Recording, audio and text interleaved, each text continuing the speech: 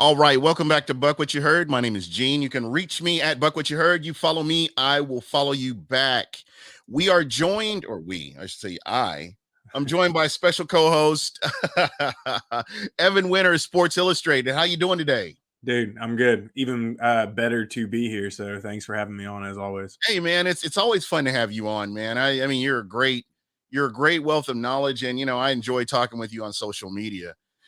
And well, let's jump right into this. I know that there are fans that are in their feelings because a certain cornerback ended up going to a division rival. And let's be honest here. I don't think the Bucks were in too much control as far as that whole situation went when it all finally unfolded. Am I wrong in saying that? No, I mean, when you look at the end of the day, yes, you could have used void years to spread out the salary cap hit that Marshawn. For some reason, hold on, quick sidestep. I have been Marshawn Stefan. I don't know why, because it's Marshawn Lattimore, Stefan Gilmore. There's like no connectiveness or connectivity between the two. But for some reason, all day today, even when I was writing about it earlier, I kept wanting to type Marshawn. Anyways, I guess the Saints are just on my head right now. Sammer and Stank and them would be really disappointed. But anyways, um, Stefan Gilmore, the $15 million per year that he's wanting, part of the Mhm. reason why he was released / traded from the Patriots.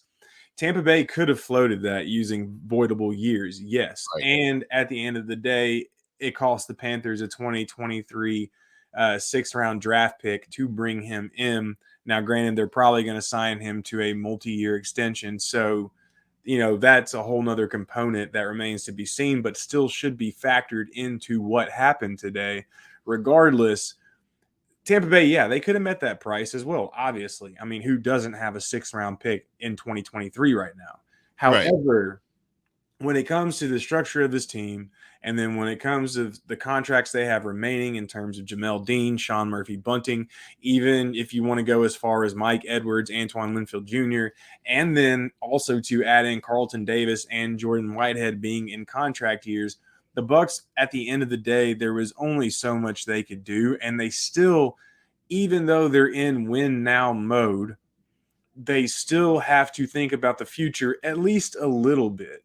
Right. And at the same time, signing or not signing, trading or not trading for I almost did it again for Stefan Gilmore. I don't know why I'm doing it, Yeah. but either way, for trading or not trading, signing or not signing, Stefan Gilmore, um, either way, it would have spoken volumes about the health of Sean Murphy Bunting and Carlton Davis. Right. And the fact that Tampa Bay didn't send a 6th round pick, whatever they needed to do, even if it was that minimal, that at least if Bucks fans want to take a positive sight on this, if they want to take a positive outlook, if they want to draw the silver line, then it is the fact that obviously the Bucks have some optimism that Sean Murphy Bunting and Carlton Davis are going to be back at some point this year. Right. So, I mean, if there's something positive to take away from that, you feel like if one of those guys were definitely gone for the year,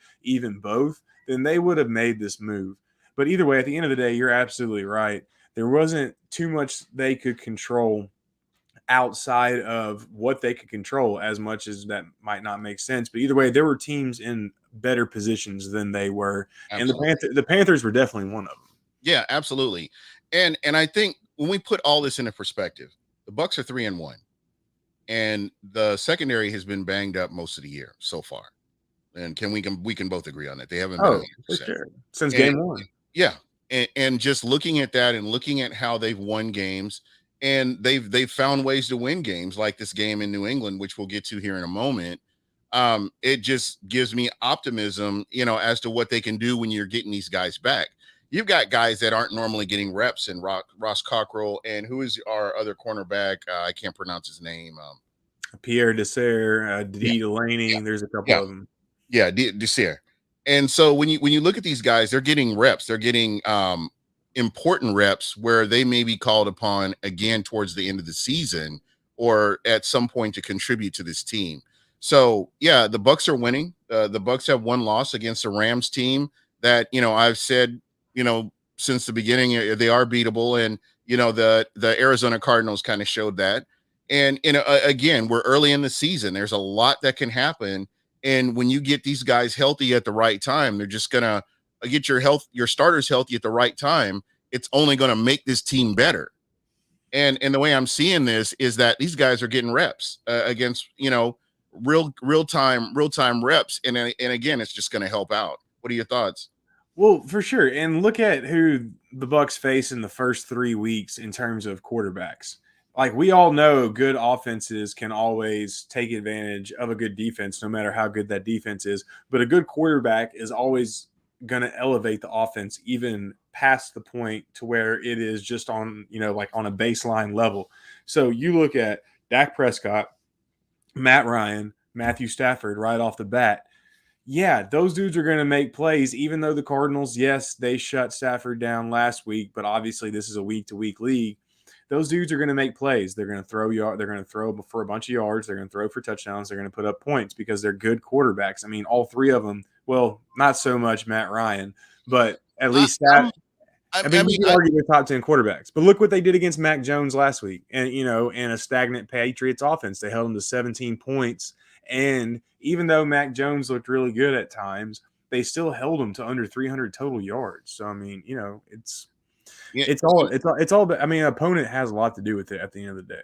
I totally agree. And when you look at what Dak Prescott is doing right now in the NFL, what he's since the Bucks game, I mean, he picked up where he left off week 5 of last year, and you can't see a drop in his play. Right. Even against the Bucks, he was great against the Bucks. But that's what I'm saying. But people believe that he's not a factor. The Bucks secondary is trash, or the Bucks their defense is trash, and you're looking at this guy who's just steady dropping dimes throughout the game, and he's got high quality receivers on top of that. And for the Bucks to come out with a win, week 1 against Dallas in a game which they normally do not win, I mean, that speaks a lot about this team. And you look at Matt Stafford and how the Bucks handled him in the beginning of the game, and you have a coach that's just to me, he's going to be a top tier coach as the years progress in Sean McVay. So I really believe that the Bucks have done fine. They've done about what I've expected them to do, and they've beat the teams that they've needed to beat. It would have been nice to see them beat the Rams, but I would rather get that loss now and get it out of the way and see this team continue to get better as the season progresses. Well, even if you look at the win against the Patriots, what they did to beat the Patriots is big in itself. I mean, that was a huge win for this team. Not only did they go, I mean, I'm sure, as y'all know, the drive from Tampa Bay to New England is not short. I mean, hell, from Nashville to New England, it's a 16-hour drive. So that's not going to be a short flight at the end of the day. The Bucks flew out to LA, flew back to Tampa, then flew up to New England, played a night game, played in the rain, played during, and this is obviously speculation, but based off what we saw from Tom Brady on Sunday night, he was emotional, man. Like, right. the atmosphere was getting to him. You know what? And it's you can argue it's never gotten to him in his career ever, but if it got to him on that night, I can give him kind of a pass. Not a full pass, because obviously you want to be focused, all that stuff, so on and so forth every week, but I can kind of give him a pass. But anyways, you're also missing Jason Pierre-Paul. You're also down Sean Murphy-Bunting. You lose Carlton Davis within the first quarter, at least the first half, right off the bat. You're down Jamel Dean. I mean, you've got all these injuries, and then plus, like I said, you've got the best player on your team, your heart and soul, just going through the emotions like Brady was going through in the rain, in the elements, and they still came out with a win. I mean, I'm going to go out on a limb and say this is a game they shouldn't have won, that they normally do not win. Right, exactly. Those games they lose in the past. And, you hate to harken the past and bring back all the PTSD, but it absolutely puts everything in context, though. Right. And hey, and how justifiable was it that Nick Folk missed that kick, dude? Yeah, when he was lining up for that, I sat there and I told myself, I said, if he makes this kick, and let's say the Bucks go on and lose, because obviously they still would have had 50 seconds left and a couple of timeouts or whatever it was to try to win. But let's say they went on and lost. based off what was it, the 2017 game where the Patriots came. Yeah, it was 27. I think it was 2017. Yeah, 2016. 2017 or 2018, one of the two. Yeah. But either way, I was like, if he wins this game for the Patriots after blowing that game for the Bucs, I was like, this will go down as one of the worst losses in team Yeah, history, the football even with gods will be Brady. laughing at us. But either way, that was a huge win.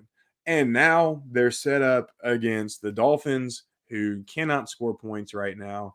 They're set up against the Bears, who, granted, are in better shape than the Dolphins, but yet they still have a rookie quarterback that you can take advantage of. And then they got the Eagles next, after the Dolphins, who they've got Jalen Hurts, who's been good, but you can still take advantage of him. And then you get the Bears. These next three games, I mean, they're lining it up okay for this Bucs defense. And if they can find their footing, if Richard Sherman especially can continue to build, I mean, he played 98% of snaps Yeah, on I Sunday saw night. that. Yeah, I mean, that's crazy. So if he can continue to build and continue to stack, then they're going to be okay at the end of the day. Yeah, that's kind of where I'm at, man. I'm good with the team that we have. I mean, it would have been cool to get him, but that's not everything. I have to trust the general manager, and you have to trust the head coach. And they looked at it, kicked the tires, but it just didn't happen. So we just move on. Next game, next man up. Let's go. And that's kind of how I look at it. But I thought that there were players that really stepped up in that New England game, like Shaq Barrett. And to me, when I went back and looked at I just focused on him. I just watched him, watch what he did, and he was a freaking monster out there. I mean, they really did not genuinely have an answer for him. And I don't know how many times he was held, where if he would have got loose, that's another sack. And that's just watching him play was I see why the Bucs paid him the money they did. He's going to make those plays away from the ball. He's not going to give you the sexy sacks that a lot of people are looking for, but I think that he is a key component on this defense. And I think what he was doing allowed Shoyinka, goodness, I just drew a blank on his name. Joe Tryon, JTS, excuse me, JTS. It really helped him to to be able to go out and play, and he played loose, and he had moves for a rookie. He's got a lot more moves than you would. He's not a one-trick pony. I mean, I noticed about 4 or 5 different moves that he was using. I was very happy with how he played. Dude, yeah, he looked excellent. Obviously, that was the best game of his young career. He's got as many sacks as he does NFL starts under his belt. I mean, he played awesome. And then Shaq Barrett, he was one of my players to watch for last week's game because not only because obviously he plays on the defensive left more often than he does the defensive right. So that means he's usually going up against the team's right tackle. Right. With Justin Herron and Yasir Durant, they are not two very good tackles. So, and even if Trent Brown was healthy for this game with the Patriots, Shaq still needed to go out and prove that he was worth the money he signed in the offseason. And he had a great game one. 6 pressures, a sack against Dallas, a quarterback hit or two.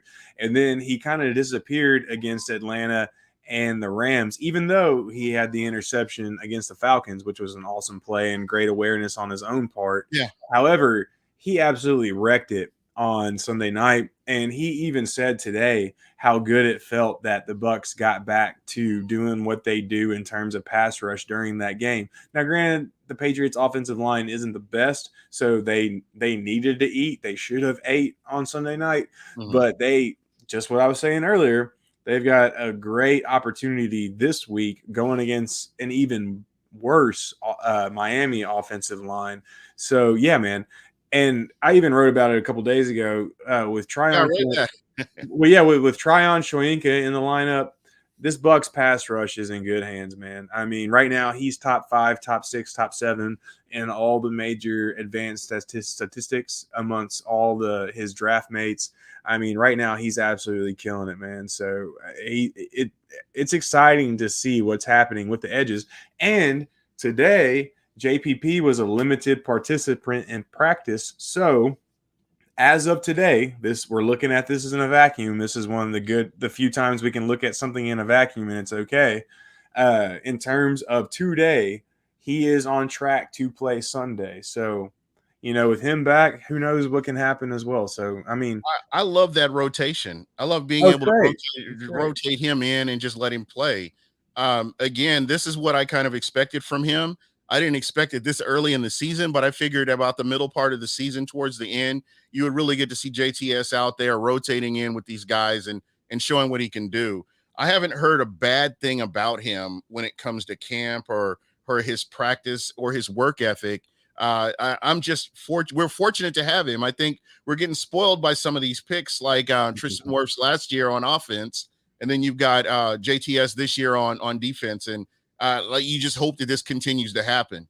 Hell yeah. I mean, and then you go back to Devin White 2019, you go back to Vita Vea 2018. I Yeah, mean, right now, if you hit on these, like your draft can suck, but if you hit on the first round pick, then most of the time that's going to like pretty much balance out your draft right, because your first round pick is that guy. right. He's going to be that building block. He's going to be that piece. So right now, you got to love what's going on. And I saw a couple people. I had to quote tweet this one clown, and I saw you called it a spicy take as well.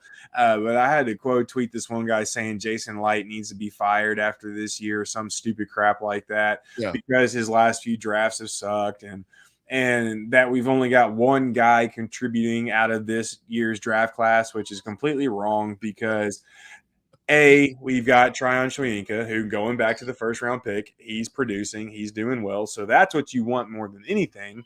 But then we knew Kyle Trask wasn't getting on the field. You right. knew Robert Hainsey wasn't getting on the field. Jalen Darden has been on the field. He actually had a couple targets against the Rams. He returned some kicks. So he is technically contributing, even though that's more of a soft point than anything. Right, But guess what? You right. got KJ Britt and Grant Stewart out there on special teams And they're doing good. playing their butts off. So I mean, you've And I got didn't more than just expect one Grant guy. Stewart. I didn't expect Grant Stewart to be a contributor, even on special teams. But the guy He's is the doing it. he's got a He's doing motor. it. I see the Wolverine out there on every play. I just see that hair flowing, dude. And I'm like, yeah, there he goes. Like, watch him fly down the field. Watch him take out that gunner. So, I mean, like, it's fine. Everything's okay. And at the end of the day, the Bucs are 3-1, and their one loss is on the road to a really good team, even though they got just whitewashed last week. I Yeah, mean, they got bushwhacked. So, yeah. but either way, everything's fine, man. Yeah, absolutely. And we're going into game 5 of the season. I mean, it's not like we're towards the back end of the season and we have thoughts of not making it to the playoffs or something. I mean, this is, the Bucks are where we want them to be, or where you would want them to be if you're a fan that's, just watching this team. And I hate to keep bringing this up, but historically the Bucks have not been in this position, and we really, as a fan base, we should be enjoying this. But again, people, I would have to say, I'm going to say this, not to offend anybody, but coaches watch more film than I do. General managers watch way more film than I do. Players watch way more film than I do. And I have to tell you, I'm going to have to trust them with what they're at, with where they're at, and what they think is going on. As far as the secondary goes, let these guys go out there and play, and eventually you get your starters back. I mean, that's kind of how I'm looking at it right now. There's not really anybody else out there that you could really bring in right now. So you kind of have to work with what you have. I think that Richard Sherman has played a really good game, and I expect to see him improve as the weeks go by as well. I think once he gets into football shape, I think you're going to see more out of him. KB's in Florida. Oh, touchdown. He's landed. He's there. Flow rider. I'm like, Yeah. yeah. But no, dude. I mean, yeah, exactly. I mean, now granted, they've got to stop with the stupid penalties. They Right. got to stop with just the penalties in general. That's Uh, coachable. And that's something right. that's Well, those are mental mistakes. right. And we saw them fix it last year. So there's no Yeah. reason to think they can't fix it this year. But here's my big thing about it is how do you go from committing so many penalties to so few to right back to it's like an EKG, like a person having a heart attack right now. Like I just don't understand how you can go from so bad to so good to so bad again. I mean, is it just a lack of focus? Is it Again, them the getting Bucks, but back the into Bucks are historically slow starters. Yeah, that is true. But at the same time, this year they were 3-1. But Right, obviously they shouldn't be 3-2. Because obviously right. they lost week 5 to the Bears last year. But yeah, no, I mean it's just I don't know, man. The whole penalties, like to me, especially with pre-snap penalties, I haven't checked the numbers so far this week, but going into last week's game, the Bucs were leading the NFL I with thought, what yeah, 12 pre-snap penalties through 3 games. yeah, That's just you cannot do that, man. That's just yeah, bad. That's bad. But yeah. they got to stop that, and they got to stop the stupid turnovers. But outside of that, there's not too much to be panicked about right now. No, not in my opinion. I mean, to be honest, the Bucks should have won by a couple of touchdowns, but they just they played the way they played, and they ended up winning the game, and that's what matters. Thank you, Ryan Suckup. Appreciate you, Yes, man. sir. Yes, sir. But Down there, Travis Bartell, he's got a really good question. He said, what do you do if Sherman goes down? We have no depth. He's absolutely right. At this point, obviously, Bruce Arians said today that Carlton Davis and Sean Murphy Bunting aren't going to be back for a while. Um, if Sherman goes down, you just pray. I mean, yeah, and I'm not even that religious of a person, but yeah, you just pray. You hope that somebody can step up in that room. But at this point, unless a team like the Cowboys releases a player of a caliber, of a Stefan Gilmore or something, you're not going to make any kind of instant fix unless you sell out your immediate future, meaning next year or the year after for a top player. I mean, there's just no other reports or rumors of other corners being on the market. So exactly. yeah. So Everybody good is on a team. unless you just offer a team, something that they just can't refuse, which is not a good idea for the Bucks right now, considering how much they've already invested in this year. Like, Right. trust me, y'all, I get it. You want to win back to back. You want to win 2 in a row, but you've still got to at least keep some kind of infrastructure steady for Yeah. the coming years. You can't be the New Orleans Saints Yeah, exactly, because it's because all you going to collapse. It's yeah. all going to collapse. And that's what the Saints did for years. They kicked the can down the road. They got players, but the problem was with the New Orleans Saints, and I try not to bring them up because I know how toxic that relationship is with Bucks fans. They never came through. They never delivered. Right. They go out and make all these moves, and they move around all the salary cap, but they didn't win a Super Bowl. That's you're all in. That's what you're trying to do. You've got a Hall of Fame quarterback, and you're trying to put him in the best position that you can, but it never came about. It never happened. Yeah. So yeah, Oh, go no, ahead. go ahead. No, No, go ahead. My bad. no, Well, you're good. okay, so I just real quick, and this is a little off topic, but the one thing I think about literally every single day is just imagine, and every single day since the season started, I say to myself, just imagine what happens if Tampa Bay does not win the Super Bowl in year 1 with Brady. Imagine how much pressure they Yeah, would be. I mean, imagine what you and I would be talking. We'd be, yeah. I mean, dude, The conversation would be way different. it would be I mean, it just adds to the mystique, to the legend of last year of just how special it was, what they did, and Right. how it's allowed them to not just have a little bit of a longer leash, but to make these types of moves, like bringing in a Richard Sherman, even to think about a move like bringing in a Stefan Gilmore. I mean, so anyways, but back to the topic at hand. Um, yeah, man. I mean, like right now, like it just they have to play with who they have on the Exactly. roster. They're I, going to I have to just make it work. And fortunately, we have good coaches. So that's all I got to say.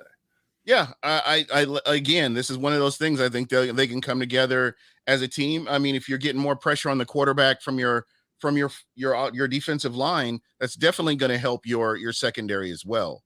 But some of these quarterbacks, I would say over the past 3 weeks, have been getting the ball out. Well, that's Like, how you beat this defense. I mean, that's yeah, how that, and really, that's the perfect medium for opposing offenses, is because there's no pass rush, no matter who you are. If it's Lawrence Taylor on one side, Reggie White on the other side, Levante in the middle, and then who's another great inside? Let's say Ray Lewis. Mhm. That's your if you're running a 3-4, that's your four guys. Right. And then let's say your three defensive linemen are Tony Siragusa, and Dominic Sue, just for familiarity's sakes. And then let's say Seymour, Richard Seymour. Like, even with that front seven, you can't get home in 2 seconds. No, You there's no way. can't. No, even 2.5 seconds, it's going to be a stretch. And that's what these teams have figured out. And if you're a corner, no matter if you have Deion Sanders on one side, I'm not going to go through another Yeah. infamous, but you know what I'm saying. Like, you can't cover in that amount of time either. So Yeah. It's the scheme they're running. I mean, that's what's worked for them. Well, in the spread offenses that NFL offenses use these days, combined with the rules that favor the passing game, I mean, there's just only so much you can do at the end of the day. Yeah, absolutely. And they just have to keep working with what they've got going on. And I think they'll be fine. Again, this is still early in the season. I've seen a lot of positives. And I think as this team cleans up some of the penalties and they get more efficient in the red zone, which they will, you're talking about Tom Brady, as long as Tom Brady's kept upright, I really believe that they'll fix the red zone issues that they've been having. And I think they'll be just fine. But you consider, like you mentioned, you face Dak Prescott. You faced Stafford. You faced Matt Ryan, and you face these different quarterbacks. And yeah, the secondary has looked bad, but they've only lost one out of those games that they've faced these guys. So I'm good with where they are. I think they'll just have to keep playing and clean up some of the pre-snap penalties that you talked about, and let's see what happens. Yeah, man. I mean, at the end of the day, we knew what the story was coming into this year. Mm-hmm. Injuries and the Bucs themselves are going to be what stands in this team's way the most in terms of repeating as champions.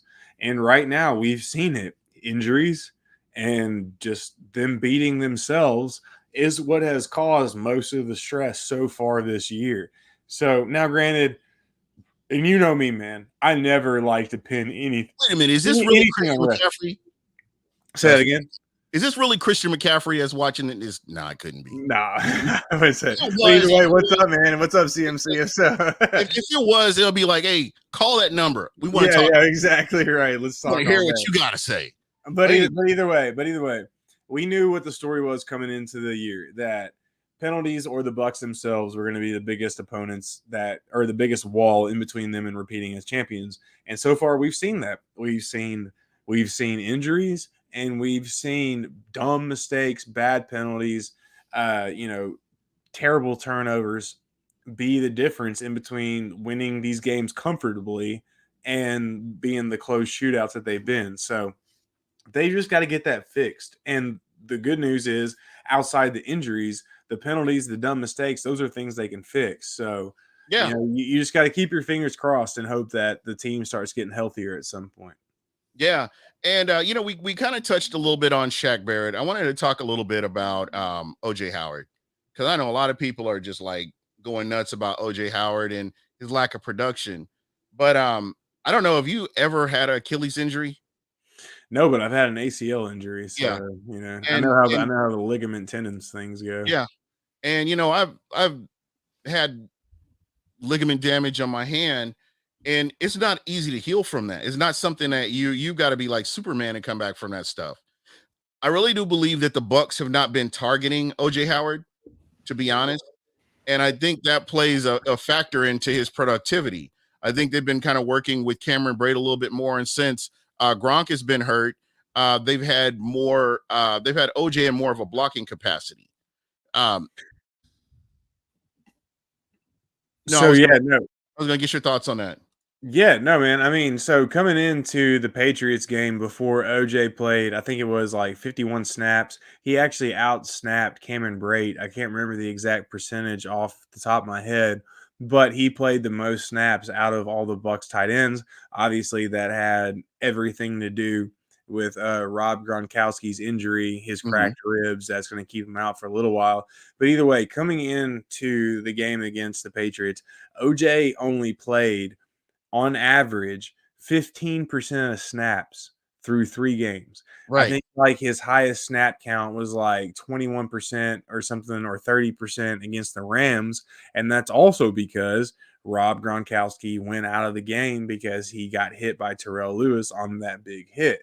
Right. Um, he's not been targeted much at all. I believe he has 3 targets on the season. I'm double checking that right Yep. now And I as think we he's 100%. He hadn't dropped anything. I know that much. right. Well, and either way, like if you have 3 targets through 4 games, especially, a game where you outsnapped all the other players at your position in that game, you can only do so much, man. Yeah. And the cool thing, I'm looking it up right now on Yep. Sports Info Solutions. Okay, so right now through 4 games, he has Three three. targets. He has 3 targets.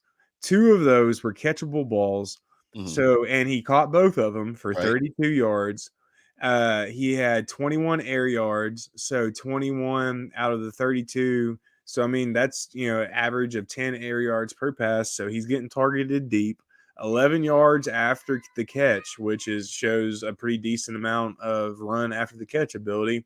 But Mhm. here's the thing: 23 routes run through 4 games. I mean, on top of just 3 targets, how can anybody expect that to be anywhere near productive? And hold on, I can shrink it down to see how many of those. What did I say? 23 were run in week 4.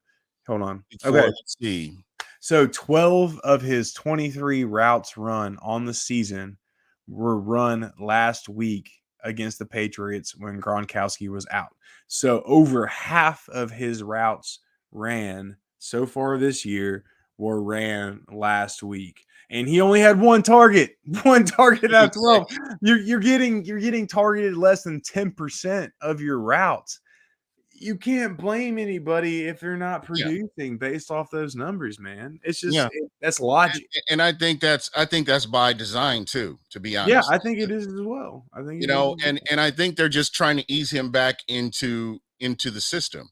I don't think they're trying to rush him back and have him do certain things, with his history of injuries. I would kind of ease him back into it as well.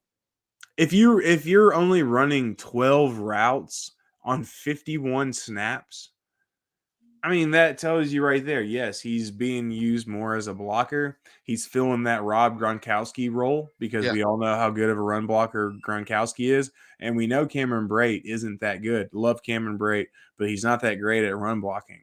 So OJ has been a better run blocker throughout his career so far than Brate has his entire career. Right. So it makes sense.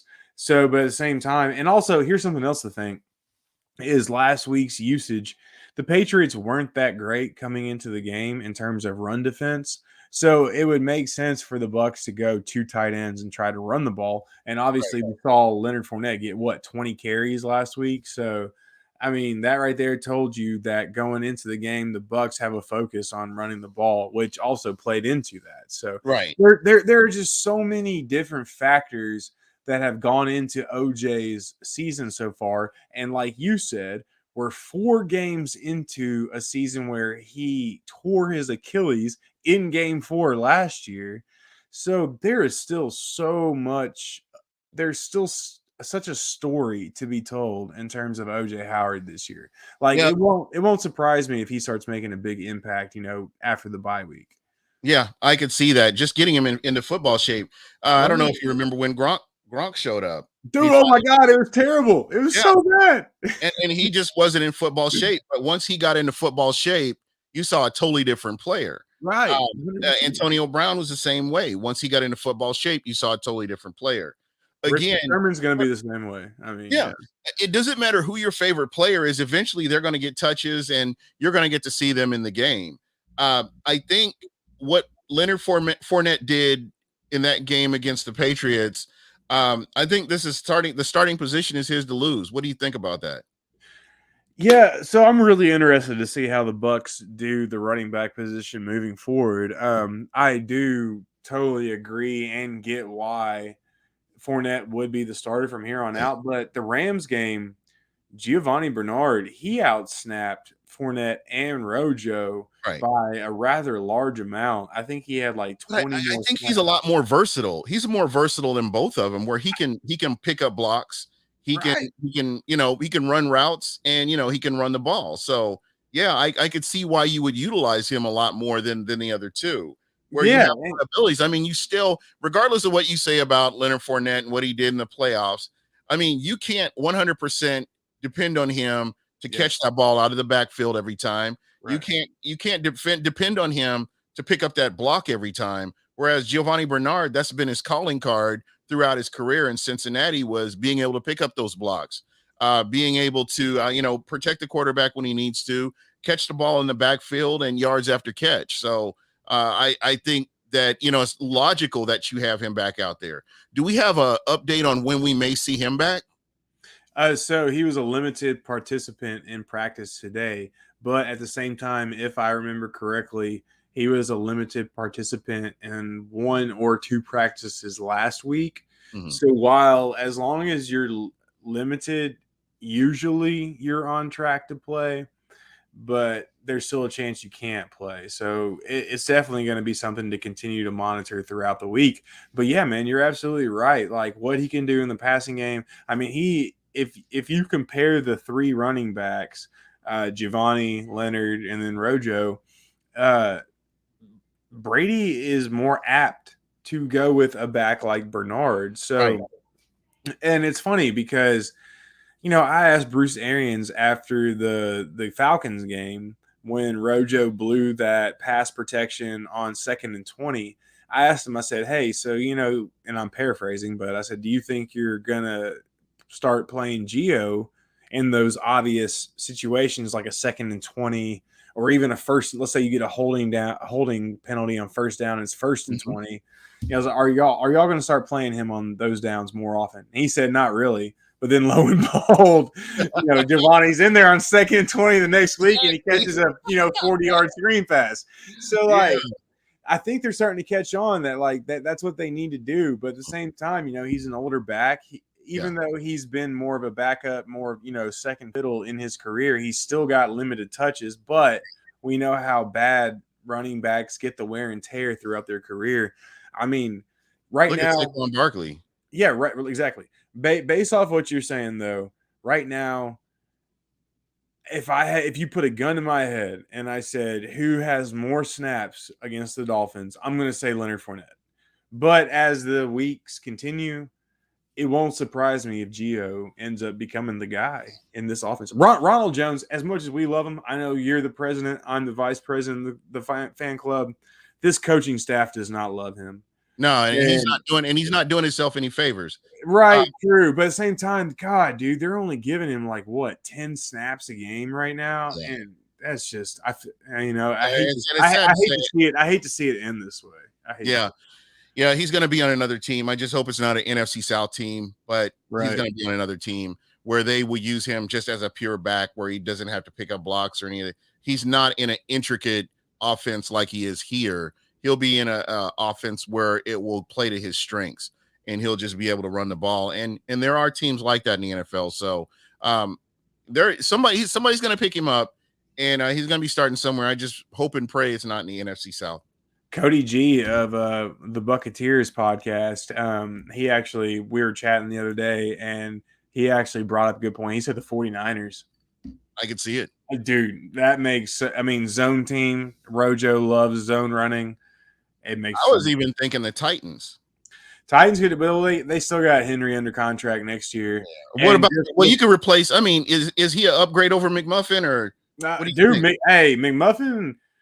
Hey, I'm calling him McMuffin for a reason. You're calling him McMuffin for a reason, but he's been McGriddle here these last few games, dude. He's a step up above. He's still not a Big Mac yet, but he's at least a McGriddle at this point. So give him the McGriddle that has the syrup cakes wrapped around it, and the egg and the sausage.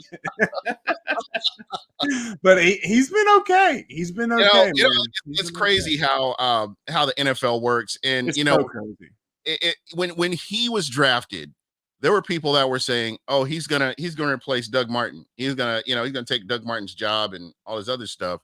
And lo and behold, he's gone. And he bounces around and he finally finds a home in Tennessee, and he's been doing good. I mean, he has to be doing good because they have him in on critical plays and they let him do his thing. So shout out to him. He overcame a whole lot to get where he is. Yeah, he's the Titans' third down back right now, and that's the one kind of complaint. Not kind of. That is the one complaint I had when the Titans signed Henry to his big contract was the dude's not even in on third downs, and a lot of that has to do with his pass protection. I mean, he's an okay receiver, and the Titans are starting to use him more as a receiver this year. Not a natural receiver though. Why the hell are you going to pay a running back $10 million plus per year? And he's not in on third down?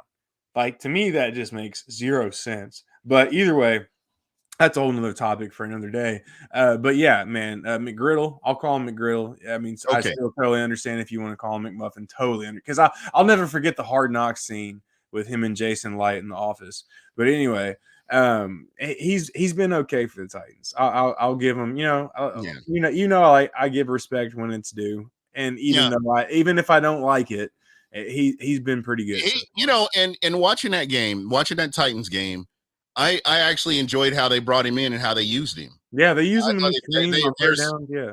I think Vrabel's doing a great job with how they're bringing him in and using him on that offense. So I'm like, man, maybe I need to stop calling, because I'm thinking to myself on Sunday, I'm like, this guy's actually good and he's actually improved. I think I may need to stop calling him McMuffin. Well, no, hey, trust me. Every time I see him make a play, I'm like, damn, Gene just got another gray hair. I'm like, damn, man. No, I get it.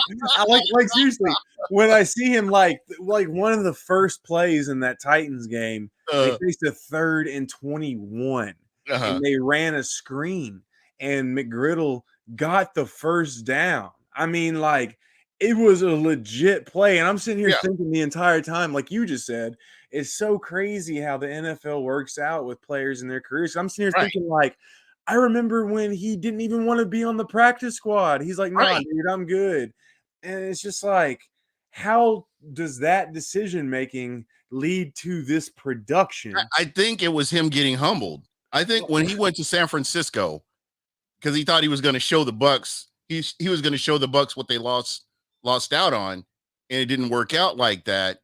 I think that kind of humbled him, and I think it changed his mindset, and he came back and he's just a different player. And the Hamburglar was stealing his breakfast. That's what So I you know what? I'm from this point forward, he's no longer McMuffin, he's McGriddle. Hey, baby steps, right? That's right, baby steps. He'll never be Big Mac though. No, he won't. But he doesn't have the secret sauce. McGriddles are good. I ain't gonna knock a McGriddle at all. Dude, I still remember those came out when I was in high school. I was like, oh, these are the best things ever. Heck yeah, man. You couldn't go wrong with a McGriddle. Sausage McGriddle. It's the best thing in the world. And then I got diabetes. So I want to talk about this Miami Dolphins game coming up. Yes, sir. What are your thoughts on Miami? I know they've got they're missing their starting quarterback. Do you think that Tua does he have a career in Miami, or you think they move on from him? I don't know, man. I mean, it's so hard to gauge right now because obviously the big concern with him coming out of college was, can he stay healthy? Yeah. And so far he hasn't stayed healthy.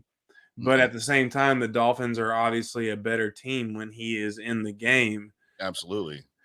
It's tough. It reminds me a lot of Jake Locker in Tennessee. Yeah. I'm trying to think. It's kind of your situation with Mariota in Tennessee as well. Like, you've just got all this potential, but the guys can't stay healthy. And at the end of the day, you're going to have to wonder how much that affects their mindset going into games. I mean, once Mariota had his broken ankle against the Jaguars in, I think, week 16 or week 17 of, I think, 2016, I believe it was. It was 2016. Yeah. Yeah. I mean, he was never the same guy after that. Mm-hmm. And yeah, he was scared to make contact. Before, when you watched him, he would slide when he needed to, but there were some times where he took unnecessary hits, and I'm like, why don't you go down or go out of bounds or something like that? I mean, you're not Right. proving anything. And I know that here it was the big thing was Mariota versus Winston versus Mariota. And at the end of the day, I like both quarterbacks. At that time, I was like, okay, let's see what they can do. And it was entertaining when he was healthy. Mariota was healthy. It was fun to watch him.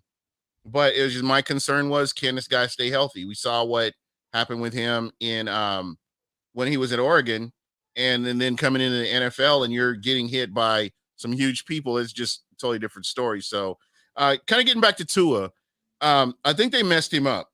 They should have let Fitzmagic play the whole season last year. I don't disagree with that. I mean, but I mean, this is one of those situations where you've got a guy that's doing good. He's got the hot hand. Let him play through the season. Let Tua hold the clipboard and come out ready for the full speed of the NFL. He's getting mental reps and all this other stuff, and prepare him to come out to where he's your guy 100% when the season starts. And I believe that what they did was taking him out, putting him in, switching out Fitzmagic for him. I think that messed with his head. And I don't know, quarterbacks are you have to take care of your quarterback and make sure mentally they're ready. Or if you mess anything up, it just like throws off their psyche. for sure. And I mean, like it's obviously evaluating the quarterback position is so hard these days in the NFL.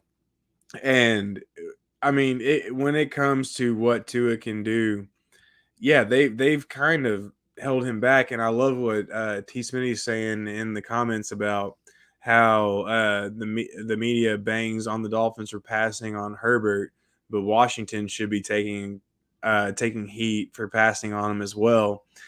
Honestly, you could almost blame every team in the top 10 or, past the top 5 or 6, wherever Herbert was taken. You could blame all of them for not taking him because, I mean, he's obviously the best prospect so far. But at the same time, if you go back and poll most people at the time in the league, like the personnel evaluators, the decision makers, they're going to tell you they had Tua over Herbert. So it's just, man, at the end of the day, it's a total crapshoot. And in terms of like the Mariota versus Winston thing, you had the same rivalry going on between Andrew Luck and Robert Griffin III, Right. I Colts remember fans that. and Redskins fans. I mean, that's just what happens whenever you have quarterbacks taken at the top of the first round. But at the end of the day, but at the end of the day, it's gonna be hard for the Dolphins to win games with Jacoby Brissett. And I will admittedly say that I thought the Colts were stupid for letting him go because I thought he's a quality backup. But so far, and now granted, the Colts defense is really good, man. And the Colts have an offensive line though. Right. Well, they were missing Quentin Nelson last week. That was pretty key. Right, but I'm just saying when And there's Brissett was with the Colts. Oh, right. Well, yeah, and he was okay. I mean, Tampa fans should remember the 2019 game when he torched the Bucs, Smoked them. and it took what, a 17-point comeback for Tampa Bay was down 35-17, I think, or 35-21 in that game, whatever. Yep, I remember that game. Yeah, I mean, like he had the Colts working well. So if you give him the right tools, you give him the protection that he needs, he can make plays. But obviously the Dolphins can't do that for him. Right. And that's what I was saying. I mean, that was ideal for him to be in Indianapolis with the Colts. I thought that was a good fit for him.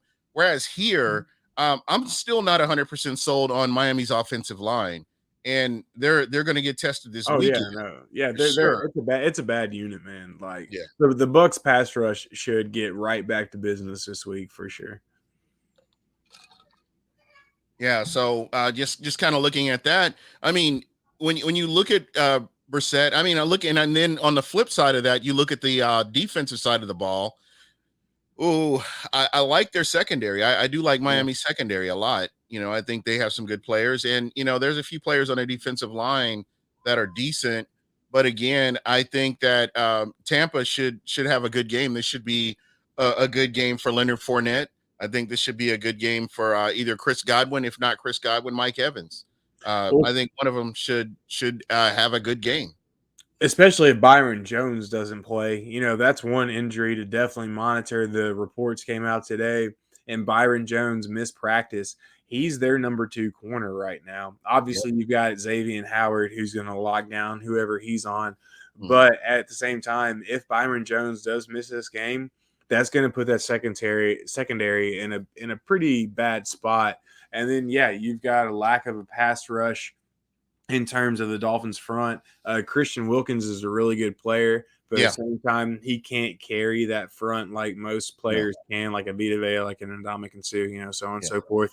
But the one thing that does worry me about this week is Brian Flores. He knows Tom Brady, just like Bill Belichick knows Tom Brady, not as well as Bill knows him, obviously. But Brady does struggle against those Patriots bred defenses. So it might not matter on the individual play as Mhm. long as the overall unit does its job. So it's definitely going to be something to watch. Like this week, I think it's going to be one of those boring ass games, like a 23 to 10, 23 to 13 type game, Yeah. where the Bucks do enough to keep it at keep the Heisman on them. But at the same time, there are matchups. Devontae Parker is a guy to watch. The Right. fact that Will Fuller isn't there anymore and that the Dolphins traded Jakeem Grant is actually a big deal for What this. was that all about though? Trading I him. don't know, what I mean? But at the same time, when I Flores mean, came I'm on looking at board, their because you look at their salary cap, they're not in salary cap hell or anything. I don't know. And when you look at what they got in return, a 6th-round pick, it's like whoop de doo, man. Like Yeah. why do that? Because you kind of have to I don't know. package a 6th-round pick with a higher pick to like move up in a draft or something like that. Yeah, I can I don't see know. that, but again, that didn't make a whole lot of sense to me. I mean, this team was supposed to be fighting for a spot in the NFC East, and now when you look at it, I'm like, Miami's looking like the Jets in a way. Not the same, Right. but you know what I'm saying, where Yeah. they're not up there with Buffalo. No, hell no. Oh my God, no. Yeah, and Yeah. they're definitely a lower tier team at this point. SI's power rankings had them at number 26 coming into this week. So there are a lot of issues going on with the Dolphins right now. But the one thing that Tampa Bay's done over these last 4 weeks is they've made it harder for themselves to win games. So if Yeah. they continue to fall into that pattern of behavior, then there's always it doesn't matter who you're playing. If you're averaging 9, 10 penalties a game, 2 turnovers a game, it doesn't matter who you're playing. The other teams, no matter how bad they are going to find ways to at least keep it competitive, if not beat you.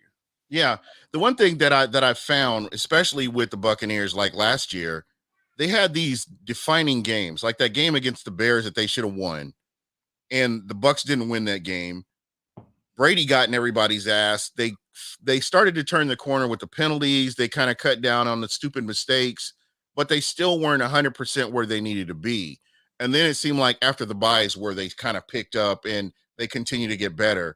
And I don't know what it is about this Bucks team, but I think that it's just going to take time for them to build up and get in a position where they're going to be, more competitive.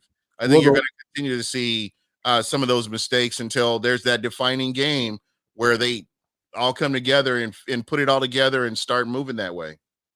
and the thing too, like a lot of people complained about the late bye week last year, and I can Well, that was a completely blessing. understand that. It That was was a week blessing. 13. I mean, that was late, but at the same time, you're always looking for balance in this league, right? The Right. balance was that they had 12 games to look back on and evaluate and see what they've done wrong, where they need to improve. And I'm not saying cram all 12 games into that one bye week. Obviously, Right. they followed what they've done all year long. But just imagine having a bye week in week 5 when you've only got 4 weeks to reflect Right. on. But like you really still don't know who you are Yeah. and what you've been doing wrong. But if you get a bye week in week 13, You've unless got a you're body just of work. You've got a body of work that you can look at. exactly. Unless you got your thumb up your butt, then you're going to figure out what you need to do in order to fix things. And that's the good thing about the Bucs bye week this year is it's in week 9. Granted, that's not week 13, but you still have half a season. You still have 8 games, a really good sample size to figure out. And while we're on the topic, I think an excellent statement game would be on Halloween night, week 8 in New Hell, Orleans. Go in there, show them, shut down the run, which has been their strength, beat them through the air, which is not their strength, and make Jameis Winston beat you through the air, who's averaging 22 pass attempts right now through 3 or 4 games. That to me right there is a statement game. You go in, you win that game, you go in the bye week with momentum, and then you take off after that. Yep. I can't argue that. To me, when I look at that team, that Saints team, I don't think that Peyton is 100% trusting in Jameis Winston right now. He's not. I mean, the pattern of behavior shows it. And they still got the training. Why else would you bring in Taysom Hill last week to pull that crap that he pulled with him? I mean, and it's nothing on Jameis. Jameis has played great. Yeah, he has been phenomenal so far this year.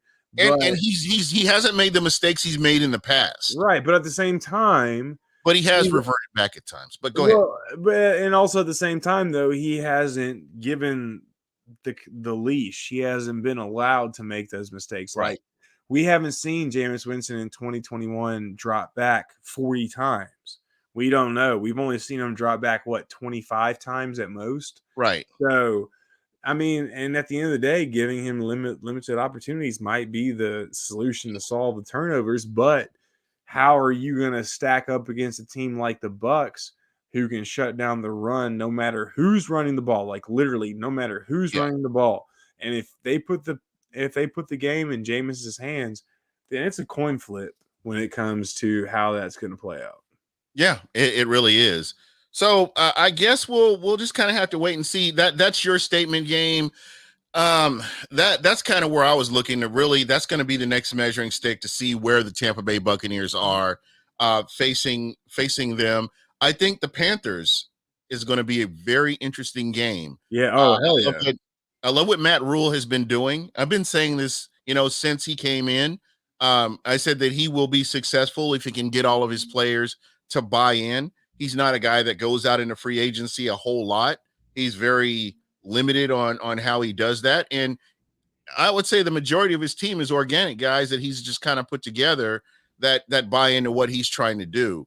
And I think that makes for a very dangerous team during the season. And, you can't not think, the fact that they're tied for first place in the NFC South is definitely something to think about there. So they're definitely going to be a tough team. But for you, and we don't do the picks or anything here. But when you look at the Bucs versus the Miami Dolphins, what are the keys to victory for the Miami Dolphins if they were going to win that game? If they're going to beat the Bucs, it would definitely be to protect Jacoby Brissett, because obviously if you protect him, he's going to find guys that are open against his secondary. Maybe that changes with Richard Sherman in week 2 of the system and, a full 2 weeks under his belt. He even said going into last week that he needs at least a full week of practice in order for him to play at a high level. So that's going to be the number 1 key. Number 2 would be to get after Tom Brady. Obviously, the more you pressure him, the more you frustrate him, then that's going to affect his play. And then number 3 would be to press their receivers. If I'm Miami, you want to play physical with these guys. We've seen Mike Evans get frustrated with physical play. Cough, cough, Marshawn Lattimore. We've seen Godwin get taken care of a few times with physical, aggressive play. And Antonio Brown's a hothead. Cameron Brate struggles to get off the line against press. Press these guys. Disrupt the timing of those quick throws that Tom Brady loves so much, and make them beat you deep, because completing a deep ball in the NFL, no matter who you are, is always a low percentage throw. Right. So if you're forcing an offense into low percentage throws, odds are you're going to win. So those would It's be true. my three keys for this week. All right. For me, I think they would have to again protect Jacoby Brissett. I think getting that run, being able to run the ball and at least show run, kind of opens up your play action. And again, I'm not of the mindset that you have to establish the run anymore. Right. I've gotten away from that, but you have to at least show it. And I think I think that's important to at least show that you're not afraid to run the ball and just kind of go on with your plan. And execution is going to be the other part of it. I noticed with the Dolphins last week there were a bunch of missed tackles, and plays that should have been stopped at the 5 ended up going to the 30 or something like that. They just have to be a little bit more disciplined in order to shut down the Bucks and again stop the Bucks from running the ball. So for Miami, those are my keys right there. And take the points that are on the board. Don't try to get cute, and you just kind of try to execute and hope for the best. Well, hey, and what you were talking about earlier too, execute when you get in the red zone because Miami's going to throw the kitchen sink at Brady in this offense. So when they do get inside the 20, they can't do what they did last week. Absolutely. And on the flip side, for you, what are the keys for the Bucks to win that game? So obviously, protect Tom Brady. Number one is going into every week, for this season. So I'm not even going to spend extra time on that because that's obvious. But we need to see Richard Sherman show up and own this secondary, become the leader of this cornerback group. Obviously, the Bucks still have Jordan Whitehead, who's still a really vocal guy in that secondary, but he's more of a safety. I want to see Richard Sherman come in and take on the number one role. I want to see him show that he's still the All Pro that he was in 2019. One of the league's top corners, if not the best corner. And the Bucks, believe it or not, even though they played a lot of man coverage in that playoff run, Carlton Davis, 67.2% of his snaps per Pro Football Focus were out of zone coverage. He's the Bucks' number one covered corner. So the Bucks are running a lot of zone right now. That should be suitable to Sherman's strengths. I want to see him come through, make a play or two. He obviously had the fumble recovery last week, but that's more of a Johnny on the spot type deal. That's Right. not a Richard, being Richard type deal. I want to see him push a dude off on an out route, step in front, read quarterback's eyes, take, I'm obviously being dramatic here, but you know what I'm saying. Exactly. But that's my key number two. And then key number three is just keep doing what you're doing. Like what you said earlier, stop the run, make Jacoby Brissett beat you because right now it does not look like he can do that. There are definitely mismatches when it comes to the Dolphins receivers versus the Bucks secondary. But if the guy can't get the ball there, then it doesn't matter at the end of the day. So stop the run, make Jacoby Brissett beat you. That's my third key.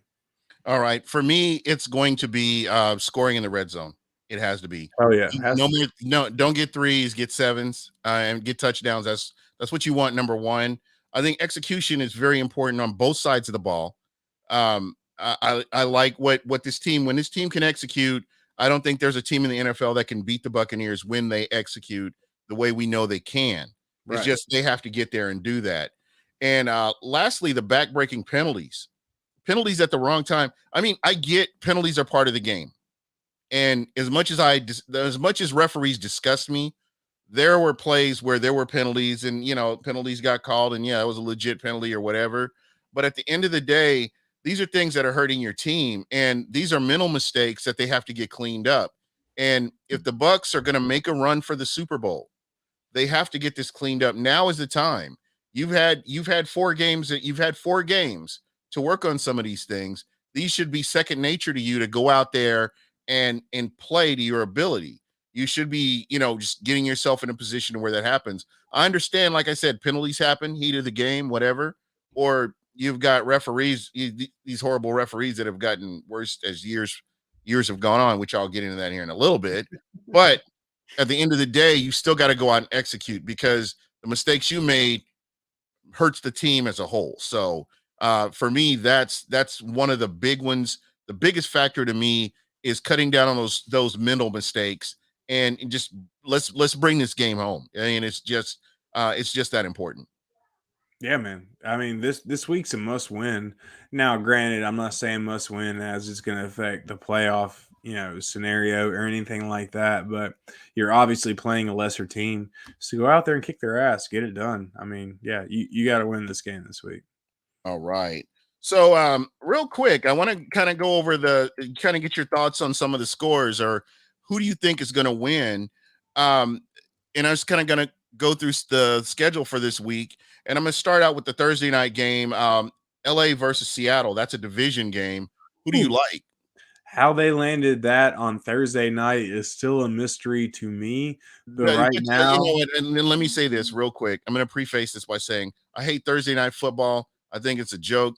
And games like this should be flexed to Sunday and stuff like that. But go ahead. I hate Thursday night football. it's at Seattle, right? Yeah. I'm going Seattle. All right. And for me, I am going LA. LA wants revenge, and I think they're going to, from the beatdown in that they suffered at SoFi. So should be a good game. Atlanta versus the Jets. I'm actually going Atlanta in this one just because it's at home, though. I know the Jets are running. Actually, yeah. I'm still going Atlanta because I think at the end of the day, they'll find enough mismatches against the Jets. Really? They're gonna look at what kept what got the Jets to beat the Titans last week was third down defense. The Jets, I think, sacked the Titans on like 6 of their 15 third down attempts. Atlanta's going to figure out what the Jets are doing on third down. They're going to figure out a way to stop it, and that's going to give them just enough of an edge to beat the Jets. All right. For me, I am going to take the Jets I don't uh, blame you. in an upset special because you would think that with the way you got a new head coach over in New York. I love the way they all came together. And I don't know. This is just one of those things where, I'm not trying to get cute or anything, but I think the Jets, they have a puncher's chance of winning this game. So I Oh, am thinking. they've definitely got a shot. They've definitely got a shot. All right. Patriots versus Houston. Patriots all day long. Oh, I there you mean, if Tyrod Taylor's still out for this week, if he was coming back, then yeah, probably Houston. But Davis Mills at quarterback, hell no, at Patriots all day long. go. All right. And let's see.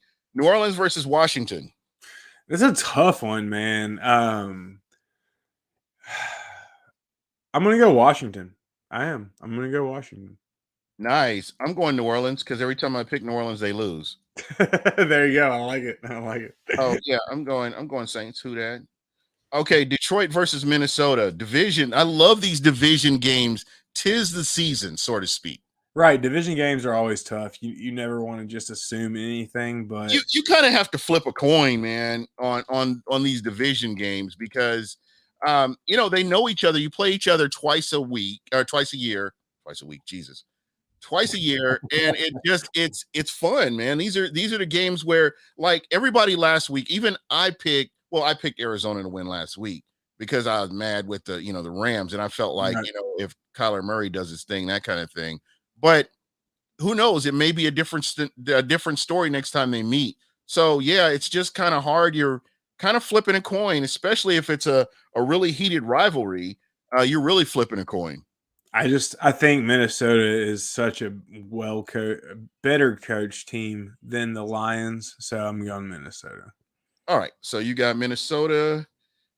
I am going to go Minnesota too. Yeah, I think Dalvin Cook is healthy. I'm going to pick Minnesota until Dalvin Cook is not healthy. it makes sense because All right. we all know COVID Kirk isn't doing anything behind that plastic glass of his. Green Bay versus Cincinnati. Man, I want to pick Cincinnati so bad in this game, especially with Jair Alexander being out. You know what? Screw it. I'm picking Cincinnati. I'm doing it. Let's go. Okay, Let's roll. Let's go. I'm taking Cincinnati too. I love Woo! Joe. I like it. I love Joe Burrow, man. He's my guy. Jamar Chase has been legit so far. Yeah. So yeah, with Green Bay's best cover corner out, we all know how good Kevin King is in coverage, and then with their other rookie corner Eric Stokes in the lineup. Yeah, let's go Cincinnati in that passing attack. Let's do it, Bengals. Let's go. All right, I got it down. Denver versus the Squealers. Denver. I'm taking Denver too. Even though the Steelers absolutely robbed me of $350 in week 1, I am still going to go Denver. I'm just not 100% sold on Denver. Bathroom Ben, don't know if he's. I'm about to say, look at Benny Boy. He Yeah. ain't doing a damn thing these days. So yeah, Denver. All right, and Tennessee versus Jacksonville. How many points will Tennessee beat Jacksonville by? Just one, and that's Herb's thumb going up. Oh wait, never mind. Sorry. No, dude, Jacksonville's in a total mess. Herb's gonna be eating Papa John's after this game. I say Titans by 3 touchdowns, 21 points. So quick. Hey, hold on, real quick. Derrick Henry in his career has rushed for 1,000 yards against the Jaguars alone. He is the mayor of Duval. So yeah, Titans by 3 touchdowns. Titans by 3 touchdowns. Yeah, I don't know, man. I think they're gonna. I would say they win by. Yeah, I would say 2 touchdowns. I'm gonna go 2 touchdowns and a field goal. So I've got Tennessee winning by 17. I like it. And you said 21. Yes, sir. Yeah, if this was college ball, I'd take Urban the bounce back, storyline and that stuff all day. But this ain't college ball. This ain't Ohio State. You know what? This ain't Utah. This is the NFL. Like, yeah, and you don't mess around like that. Yeah, and this is what's so funny. I think if he were winning, if Irby was winning, it may have been a little bit different. But the fact that he's on a bad team, he's not doing anything. He hasn't endeared himself to the fans or to the players, and he's out here doing this kind of stuff. I just don't see it ending well for him. I could see him on FEMLA probably December. Trevor Lawrence is looking at that video like, dude, you're going under center, and you've got me going under shotgun so many times. Like, what's going on here? Yeah, what is going on? Like, you're going straight up in the gooch. But anyway, yeah. Philadelphia versus Carolina. Man, this is actually a tough one, but I'm going to go with Carolina with the bounce back game. I think Philadelphia – I do think Philadelphia is going to give them a game. At the end of the day, though, I think Carolina does just enough. But, yeah, the Philadelphia defensive line against that Carolina offensive line is going to be a matchup to watch. That's for sure. Yeah, it should be good. All right, Chicago versus the Raiders. Raiders. I'm going with Vegas all day. Yeah, I want Matt Nagy out there. Pass rush is going to get to the fields, and yeah, I absolutely. If you follow me on Twitter, you know how much I hate Matt Nagy. So. All right, Cleveland versus the Chargers. This is arguably the game of the week, in my opinion. I mean, dude, I never thought I'd say this. Even 2 years ago. Man, this one's tough, but I'm gonna go Chargers just right now because they're clicking. They're playing well. Brandon Staley knows what he's doing. Justin Herbert is a better quarterback than Baker Mayfield, so I'm going Chargers. Yeah. Tempe 1D is saying Browns. I've got the Chargers. Woo! I got the Chargers too. Let's go. San Francisco versus Arizona. Arizona. You know what? Screw it. It's the NFL. Trey Lance is starting. I'm going San Francisco for the upset. I just don't buy into Arizona just yet. I can't buy it because I'm not completely sold on Cliff. Their defense is ridiculous. Yeah, but right now, man. I mean, Vance Joseph is a really good defensive coordinator. I have more faith in Vance Joseph than I do Cliff Kingsbury. So. Yeah. And plus the Cardinals had a really good start last year, weren't they? Were like 6-2, something like that. I think so. Or something, and then they ended up finishing like 8-8. So I'm just not sold on the Cardinals just yet. I'm going to go with San Francisco in the upset. Now that I'm thinking about it, all their wide receivers are healthy, so I'm just gonna stick with Arizona until one of their wide receivers gets injured or something. So They got a hell of a trio, man. Christian they Kirk, do. AJ Green, and DeAndre. I mean, you can't really ask for D-Hop much is better crazy. than Yeah. So I'm going Arizona on this one. I was going to go San Francisco because they want to bounce back from last week, but no, forget that. Too much. Another division game here: the Dallas Cowboys versus Danny Dimes and the New York Giants. we're going Cowboys. Cowboys, They're a good team. They're a yeah, really good team. they're legit. And even though the Giants showed a lot of heart and a lot of spunk in that win against the Saints, that definitely Dallas. Yeah, absolutely. Now, this is my game of the week. This is what we all should say is the game of the week. Buffalo Bills versus the Kansas City Chiefs.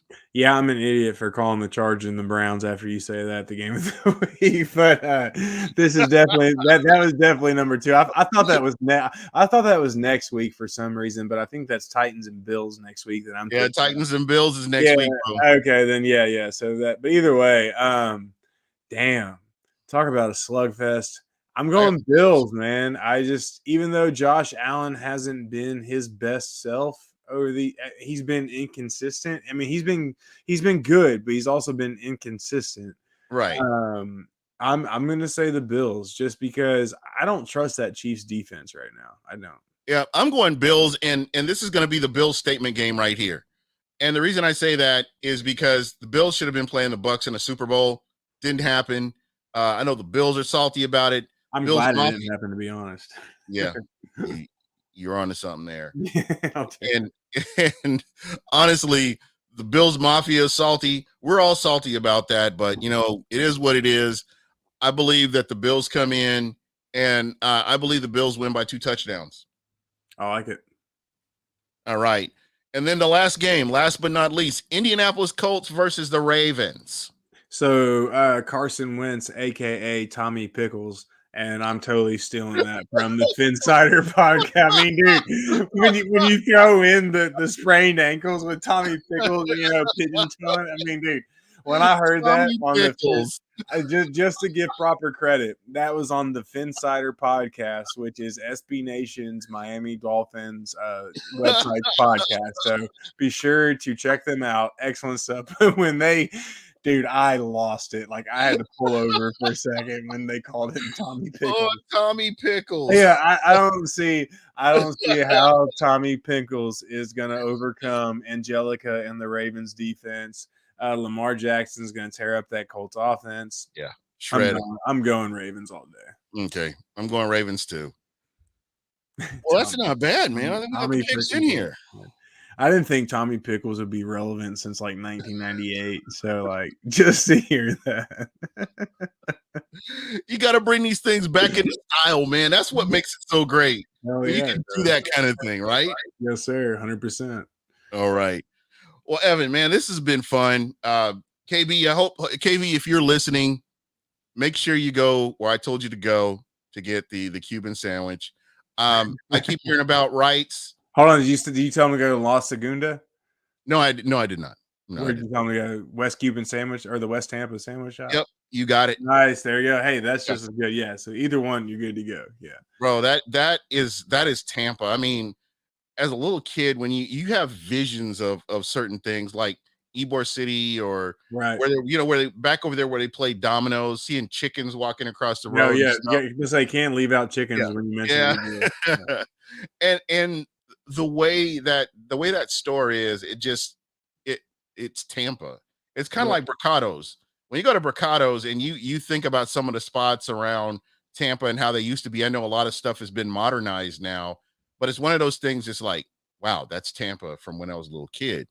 And that's another one of those places like Ferg's over in St. Pete that's what when I think of Florida and visualize, those kind of places, that's what I think of, places like that. And it makes you appreciate that stuff and that these kind of things are still going on. So really happy about that. Yeah, man, it's cool. The spot to go to these days, Armature Works. I mean, that's a cool spot to go to. So next time you're in Tampa, let me know and we can definitely hang out. Oh yeah, man. We gotta kind of figure this out here and get it happening. I will definitely be there for Gasparilla too. Just got some interesting news, and I'll be able to share that here as we get closer and closer to that time of the year. But I'm super excited about that. Those kind of things happening. So Tease it, tease it. just a little bit. Once it's official, then I can kind of throw it out there. But That's the way to do it, man. Yeah. So tell everybody how they can get a hold of you. So you can find me on Twitter at Evan_Winter. That's EVAN_winter, just like the season. You can find me on allbucks.com. That's Sports Illustrated Tampa Bay Buccaneers site. And then you can also check me out on Believe Podcast, the Believe in Bucks podcast. And if you're feeling frisky, check me out on RockyTopTalk.com, which is SB Nation's UT Vols website. Nice. I love it. Hey, I've got to come in. I've got to check out the whole SI podcast. I haven't caught it yet. Oh no, I'm still doing the Believe thing. So yeah, we're still getting things worked in terms of an SI podcast, but for right now, it's Believe, which is Believe Podcast. There we go. I love it. You can reach me at Buc What Ya Heard on Twitter, at Buc What Ya Heard on YouTube. Hit the like button, hit the subscribe button. You won't be sorry, I promise. And I will do better. Friday, I will have the Dolphins Brawl podcast will be on with me on Friday at 7 p.m. Eastern. And we will be getting a Dolphins perspective on this Bucs versus Dolphins game. It's going to be fun. Be sure to check it out. I'm going to have the phone lines open so you can ask these guys questions. And if you guys have questions or comments from either the Patriots game or the upcoming Dolphins game, be sure to call in and I will be taking calls. Sorry tonight. I was going to, but been having kind of issues with my phone. So we will definitely have that all lined up to where you guys can take calls and make all that work. So look for me then with Dolphins Brawl. It should be fun. And we're going to go ahead and get out of here. Peace.